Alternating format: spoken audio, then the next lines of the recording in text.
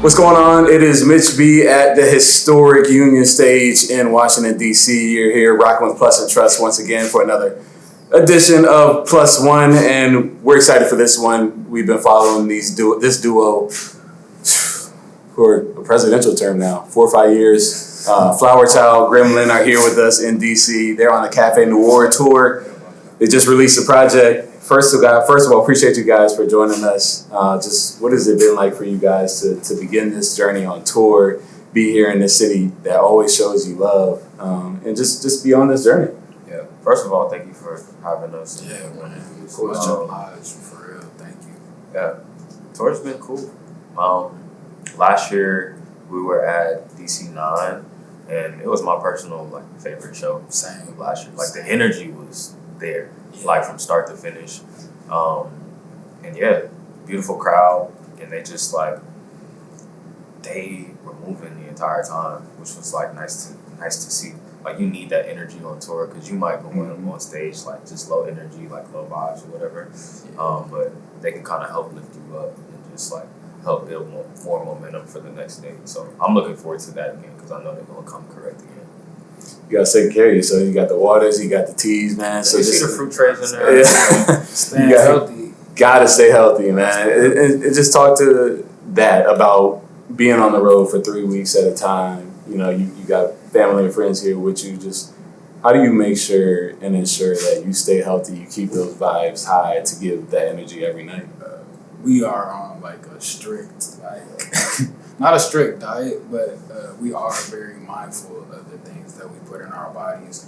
Even before a tour, we always talk about make sure we're getting our vitamins, make sure we're getting our rest, make sure that we're eating very balanced meals. So we try to carry that over into tour life, as best as we can. I was talking to my manager, Steve, we work out regularly, how we gonna incorporate working out into this tour because we traveling so much. Mm-hmm. Yesterday we knocked out a little 30-minute workout before I had to head to the venue. So we really try to make time for it whenever we can because that's important. The body is your temple, and we want to be here for a good time and a long time. We also learned from last year too, because at the end of the tour where we crashed, I was out for 2 months, just not want to do nothing. How long was that one?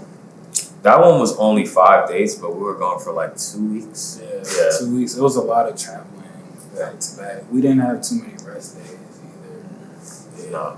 So, what's the reception been like for dropping Cafe Noir? It's a project that I feel is a combination, obviously, of both of your sounds, but I feel it's a culmination of the journey too. Just in your sounds, growing in your substance and your content. What was the origin of this project, and when did you feel you guys had, all right, this is the 8-pack. This is where we feel we're ready for people to hear this? So I originally came up with the concept because we were always talking about doing a joint project, and it was just all right, let's take this seriously this time. Let's actually do this. And I was just spitballing ideas, and I was just what if we made a project dedicated to just a space, and we called it Cafe Noir for Black people. For Black people, space for Black people. And then on a surface level, that's how it started. But as we made more of the music, it became a more layered concept, and it was about third spaces for Black people, especially living in Atlanta, where gentrification is doing its thing right now, and we are losing a lot of spaces, and all of us are just trying to find a place where we belong, where we can fit in and just enjoy ourselves, enjoy the worldly pleasures of life. And that's how we birthed the project, because of that. And also an ode to those spaces that once existed for us to do those things. So it's interesting to hear, your sound and here you guys are from Atlanta, because the whole mainstream is about traffic. You guys, I'm sure, hear this all the time. For sure. What is that like to be, to be pioneers in a new age sound. Obviously, there's roots with neo soul, with R&B in Atlanta, but I feel like you guys, and there's a good collective down there that really push the sound and really don't budge for that, or anything else. Shit. Personally, I feel like I never really noticed that whole pioneer or just being like the grandfather of your own style until someone comes up to you and is just like, bruh, like y'all putting on for the city, da da da da. I'm just like, oh wait, I didn't know like we're making that much of an impact. So it's always surreal when like people just tell you that, and I have to sit there and reflect like, damn, we really doing our own thing for real. Yeah, you kind of find that out when you travel as well. Like I've collabed with other producer homies, and they're like, yeah, I know such and such. I'm like, oh, you like fam now, bro. Yeah. Like, so it's a very tight knit community, and yeah, that's kind of what it's been for the last, I don't know, 5-6 years. Like everyone, there's like all these cool like intersections. You know what I'm saying? So I feel like, yeah, we're all within that community. We're all like pioneers in our own way. So how did you guys get from you not fucking with his music like that to this? I mean, this is a moment, you gotta be honest with your friends, because man, we weren't even friends at first for real. Yeah, like, I was just around. Okay. Yeah, we was like, we had like a mutual homie or a couple mutual homies, but I was close with this person. Mm-hmm. Then he got close with him, and it was just like, all right, he's around all the time. Like, you know what I'm saying? He does music, but everybody does music, right? Yeah, in today's age where everything is like super like saturated. But like, I saw that like he really loved it, and that he just continued to like work towards something. And honestly, I'm gonna say everybody was like not like that at first, even myself. You know what I'm saying? Like we all like took strides and made vast improvements. But like he would just keep sending me like demos. I'm like, okay, like this is good. Like it's getting there. And then like he wanted to tap in with me. I'm like, yeah, sure. Let's work on something because like I see that you're making the effort to improve. And yeah, that's kind of like our origin story. And we just kind of continue to build from there. Like we've been knowing each other for almost like a decade at this point now. So we met, a project that no longer exists on the internet. Yeah, you'll never find it. You'll never find it. But like, when he gave me that opportunity, I just tried to make the best of it. I took advantage of that opportunity. He had a whole showcase for it and everything, and I really just tried to show my ass. Like I was just trying, to make sure that I was the best one out there because I was grateful for him to give me the chance to want to work, and he saw me taking it seriously. So, yeah. It's dope. You got anything done? Kind of speaking more about that, what was the first song besides that one feature that you guys did where you was like really, okay, no, we're hitting our stride together. This is going to be the one to... I think it was... Nah, it was, but like our first song, like collectively. Ours? Okay. It was Melodrama. Melodrama? Yeah, for sure. It was Melodrama for sure. We were both working on our own separate projects, and then at that time, we were both like giving each other critiques and feedbacks on each other's projects. And then at one point, I was just like, bruh, can we like work on something? Because I wanted something from my project from him. And eventually, we was just like, man, this sounds so good. Like, I want to put it on my project. I was like, shit, go ahead. Yeah, I kind of took it. I was like, nah, this shit fire. And then ended up being on Pragma and Iridescent Love. Yeah. It's we had a like OG version of that song, but he'll tell you like, if I'm sitting on something for 2-3 days and I don't love it, I'm like, nah, bro, I could do better. Yeah, I could do better than that. Like, especially like if I care, you know what I'm saying? I care. I try to care all the time, but this in particular, I was like, nah. Like, I feel like I can do way better. And that's how we got Melodrama. Yeah. When you when you guys create, where do you draw inspiration? What is that process like? Does it change? Is it habitual? Life experiences and music that we love. Yeah. That's really the main thing. I think like we'll listen to a bunch of things individually, and then it like intersects like collectively. Obviously, like we love a bunch of the same stuff, but you know, I'm sure we'll get into the project. But like there were a couple songs on there where I was like, nah, I want to challenge myself, production wise, and see how I can like infuse something that I've been inspired by into this. You know what I'm saying? Yeah, I say like he was definitely pushing me to be better. I'm really grateful for that, because there was a lot of times I was like hella frustrated, like going through a writer's block, and you know I spent a whole like month in New York just to work on a project and like really just living a different life experience, just being in the city and taking everything in, and I was able to just open up my mind and find stuff to write about, and everything just flowed for the most part. Yeah, I feel like travel is necessary as a creative. Super important. You know, Living life. Getting out to the comfort Living zone. life, for sure. That's huge. So to the project specifically, obviously you end with "See You Again." Just I felt like we went on this journey from the beginning. We walk in, you know, and like you said, you walk in this space. How like intentional to make that space feel like not like one long song, but to make it feel like you're in this specific world, to create this feeling, which is euphoric. It feels like euphoric. It feels like Black love, and emitting that in so many different ways. So it's obviously that's an inspiration for you all. Were you around that, and kind of how you piece that together? It was super intentional. I feel like once we started like crafting the track list, that's when it started to come together. But I was like, nah, how can we take it a step further? And then that's when I was like, all right, I gotta figure out how I can source all these different sounds so people can like, so it can feel like a really immersive experience. Like you said, you hear the footsteps going into that. You know what I'm saying? And our goal was to make this a project where people could put themselves in whatever scenario that could happen at Cafe Noir.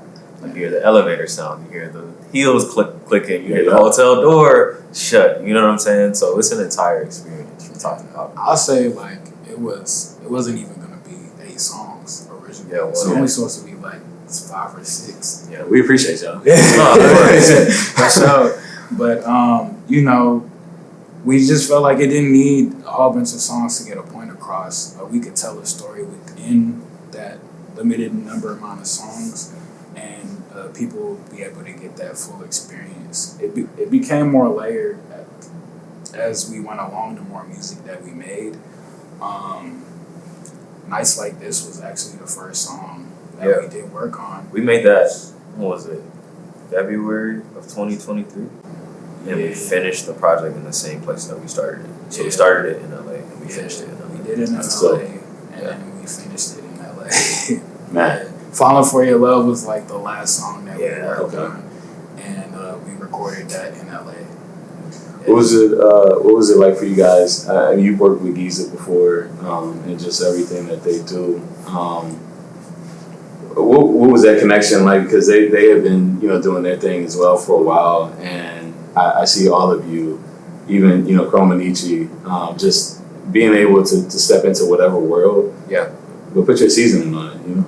Yeah, so like, obviously, first track I worked on with them was, what's the name of the song? It's not conversation. It's the name of the song, bruh. I forgot it too. That's what Tora can see. It might be a million different places. But nah, I felt like that was just like a natural synergy between all of us. Shout out all the guys, Tony Stone, Rami, and Doom, all like incredibly gifted musicians in their own right. And for this one, the origin story for like Move was we were working on it, hadn't recorded anything. I like to hop on IG Live periodically so people can see the process in real time. And like Tony from Giza just hopped in the live. He was like, nah, this shit crazy. He said, nah, send that. And I was like, trying to get him to do a verse, bro. Yeah. I was like, all right, exit the live, FaceTimed him. He was like, nah, what we doing? And then we sent it to him again, not having recorded anything. And he just gave that like 8-bar verse. You know, Yeah. He turned it around like in a day. I wanted to work with them for a minute. Like we were having talks about it. Like, yo, when the time is right, like it's gonna sound great. And then the time came on its own, and we didn't force it. It just came in and happened, and it was some fire. It was magic. Is it more rewarding when collaborations like that are just organic? Like, Yes. you don't have to hit me up. Like, I didn't. Yeah, I've been in several different situations where it's like a lot of back and forth. It's like, bro, this is so tiring. Like, let's just not do it. You know Sims file. Yeah. And responsive and like very punctual about it too, cause like we just homies online. You know, I've never met Tony and the guys in person. You know, we just chat online. We're big fans of each other. He's like, bro, I used to listen to your music, da da da da. Like, bro, I rock with you too, bro. This music is hard. And then, you know, that blossoms into a relationship, and later on down the line, the relationship comes with rewards. It's not transactional, it's just a part of the relationship. Yeah, that's networking for real. Yeah, just as a question, going back to the inline of the album, you guys are talking a lot about collaboration with other artists and yourselves. What would you say is each other's biggest strength in making music and just in your friendship in general? I'm picky as hell. I'm super. We're both judgmental Yeah. and like hard to please. I'll say that. I think my natural OCD, my manager Grant will tell you, only he can work with me. Not everybody can work with me on that end. But like I know exactly what I want, and I feel like, you know, our success is a byproduct of that. Shout out my pops. Happy Father's Day, actually. Shout out him for kind of instilling that in me, and yeah, I feel like that translates to the music for sure. And me being picky, yeah, crazy attention to detail, and being super intentional about, you know, everything that you do, because there's a lot of requests that come by like, oh, you want to do such and such. I'm like, well, what are we doing and why are we doing it? You know what I'm saying? Because once you put the music out into the world, you can't take it back. You know what I'm saying? Like, even if 1 or 2 people listen to it, it's still in the hands of somebody else. So like, you know, that shit is so important, just for each individual person that's listening to it. So like, why aren't you doing your best to craft something that someone can live with forever, and they attach it to whatever moment or experience in their lives? Say strengths as well, like musical wise, like songwriting on my part, sometimes melodies, but we be having the melodies on a lot, and vocal production. He definitely pushed me to just try different things. I sometimes felt like I was hitting a brick wall, and I was trying to find a foundation of like, okay, how should I start this song, or how should this song start? And you know, it's just like, bro, you thinking too much. You thinking too much, bro. Relax. And then he'll just sing something, or he'll play something on the piano, and I'll just like listen to it. He's like, oh, try this out, and I'm just like, okay, this works, and you know, we go with that, and shit, we made magic. Yeah. Oh, that's love, man. Appreciate y'all's time. We're gonna get out of here with this. We always ask, what are you listening to currently? What's kind of in your rotation? We love to see artists give flowers to other artists that they're kind of either finding out about or big fans of. So many. Wow. There's several times throughout the year where like I'll go on a Afro-Latin binge. Okay. Because it influences a lot of my sound, especially like the last 3-4 years. That's what I've been on, heavy like music of the 60s and 70s, like jazz fusion. What else? Our guy Thrice over here, we've been nerding out for like 4 months now about like just like more of the soulful house realm. Like that's, I feel like all of those are kind of like sprinkled into my sound. So just diving into those worlds and like exploring new sounds and like, you know, taking a risk even with like what you're listening to, you know, being open. And obviously, shout out all the homies. Shout out Planet Giza. What was the one shout out? Man, it'll come back to me, but they like constantly influence me. Like they'll send me stuff that no one has heard before. I'm just like, damn, hold up now. I need to get back in the gym. Like I need to get back in the lab. You know, because like still sharp and still at the end of the day. Mm-hmm. So yeah. Me, I've been listening to a lot of easy stuff lately because, you know, trying to get focused with tour and stuff. I don't want to like dive deep into certain things. So, my homie, Rich Ass Haitian, you know, that's been on heavy replay. K Tronada's new joint. That's Very nice listen. Replay. Yeah. And Vince Staples. Yeah. Dark Times. Yeah. So those three's been like heavy rotation for me. I've been listening to a lot of rap these days. Conway the Machine, his recent album too, like just heavy on those for sure. You got that New York in the diet. Yeah, you know. yeah. That's what's up. It's easy to work out to too. So Yeah. you know, like when I'm at the gym, I just throw those on, just knock in and just pumping iron. And that's it. We love to hear it. Staying healthy, man. All right, cool. We appreciate y'all, man. We're gonna keep following y'all. Best of luck here tonight at the historic Union stage. Thank you. Flwr Chyld Grimm Lynn. Make sure y'all check out Cafe Noir. Great 8-pack project. Yes, sir. Plus and trust. +1. Peace.